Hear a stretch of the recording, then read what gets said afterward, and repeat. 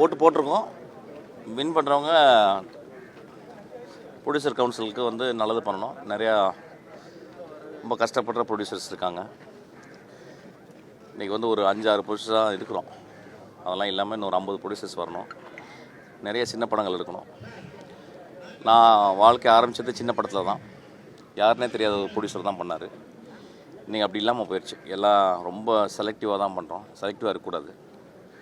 அது டெமோக்ரஸி கிடையாது. அதனால் நிறையா ப்ரொடியூசர்ஸ் சின்ன ப்ரொடியூசர்ஸ்லாம் எடுக்கணும். இப்போ 300 கோடி 400 கோடி ரூபா தான் படம் எடுக்கிறோம். மீண்டும் 3 கோடி 4 கோடி ரூபாயில் படம் எடுக்கணும்னு ஆசைப்பட்றேன். ஏன்னா இப்போ வந்த ஒரு 10 வருஷத்தில் ஓடின பெஸ்ட்டு படங்கள் எல்லாமே வியாபாரம் சம்மந்தம் தவிர மிச்சம் எல்லா படம் நல்ல படங்கள், சின்ன படங்கள் தான். சின்ன படங்கள் வந்து நம்ம ஆதரிக்கணும். கலைக்கு வந்து சிறுசு பெருசு கிடையாது, கலை தான் பெருசு.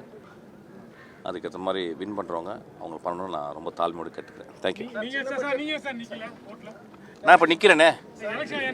இல்லை, அது ஒரே ஒரு ஏமாந்து போய் நின்றேன். அது வந்து தேவையே இல்லை. ஆக்சுவலாக நான் வந்து அப்படியா அதாவது சின்ன பட்ஜெட் படங்களை ஓடிடி கம்பெனிங்கெல்லாம் இப்போ வாங்க மாட்டாங்க அப்படின்னு சொல்லி சேரன் சார் வந்து ஒரு வீட்டில் சொல்லியிருந்தாரு.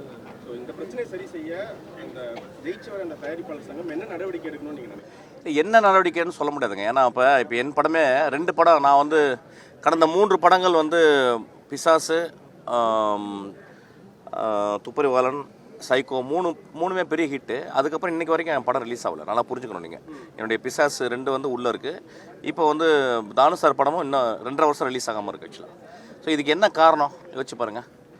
இப்போ நான் வந்து ஒரு 29 வருஷம் வந்து நான் எஸ்டாப்ளிஷ் பண்ணதுனால நான் வந்து என்னால் ஒத்துக்க முடியுது, நான் நடிக்கிறேன். இப்போ என்னைய மாதிரி வேறு ஒரு டேரக்டர்ஸு, ஒரு படம் பண்ண டேரக்டர்ஸு படம் வழி வராமல் வந்து எவ்வளோ கஷ்டப்படுங்க வச்சு பாருங்கள். ஸோ இதை வந்து யோசிங்க. இதை யோசிச்சு எல்லாருமே சேர்ந்து முடிவிடுங்க. வின் பண்ணுறவங்க தான் கிடையாது. அதாவது ப்ரொடியூசர்ஸ் எல்லாமே ஒரே ஆளுங்க தான். வின் பண்ணவங்க வின் பண்ணாதவங்களாம் கிடையாது. ப்ரொடியூசர்ஸ் எல்லாமே சேர்ந்து நம்ம சினிமாக்காக என்ன பண்ணுறோம் அப்படின்றத பார்க்கணும் ஆக்சுவலாக வந்து. ஸோ இது வந்து ரொம்ப முக்கியமான ஒரு காலகட்டம். இந்த இப்போ வின் பண்ணிட்டு வர ப்ரொடியூசருக்கு பெரிய கடமை இருக்குது. அது பண்ணணும்னு நான் கேட்டுக்கிறேன். தேட்டர்லாம் கிடைக்கும். இப்போ ஏன்னா இப்போ பார்த்தீங்களா, இப்போ பெரிய படங்கள் வந்து தேட்டர் கிடைக்கணும் வெயிட் பண்ணிட்டே இருக்கோம். நடுவில் நிறைய விண்டோஸ் இருக்குல்ல, அந்த விண்டோஸை வந்து நம்ம வந்து ஒரு வருஷத்துக்கு ஒரு 3 மாதம் ஒரு 4 மாதம் சிறு படங்களுக்கு மட்டுமே போடணும்னு சொல்லிட்டு ஒரு சீசன் பண்ணணும்னு வச்சுக்கோ. ஃபார் எக்ஸாம்பிள் இப்போ வந்து ஏப்ரல் மாதம் வந்து ஏப்ரல் மாதத்தில் ஒரு 45 நாள், ஏப்ரல் மேலே 45 நாள் வந்து கடலுக்கு மீன் பிடிக்கக்கூடாதுன்னு சொல்கிறோம். ஏன் சொல்கிறோன்னா மீன் வந்து பெருகணுங்கிறதுக்காக. அது மாதிரி பெரிய மீன்கள் எல்லாம் இருக்கட்டும், சிறிய மீன்கள் பெருகிறதுக்காக ஒரு 4 மாதம் நம்மளுக்கு ஒரு விண்டோ வைப்போம். அந்த விண்டோ வச்சோம்னா நிச்சயமாக அந்த விண்டோவில் சின்ன படங்கள்லாம் ஓடும் ஆக்சுவலாக.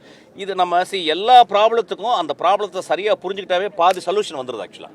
அந்த சொல்யூஷன் வந்த மாதிரி மிச்சம் தான் நம்ம போராடுவோம் ஆக்சுவலாக வந்து. எல்லாத்துக்குமே சொல்யூஷன் இருக்குது. Thank you so much.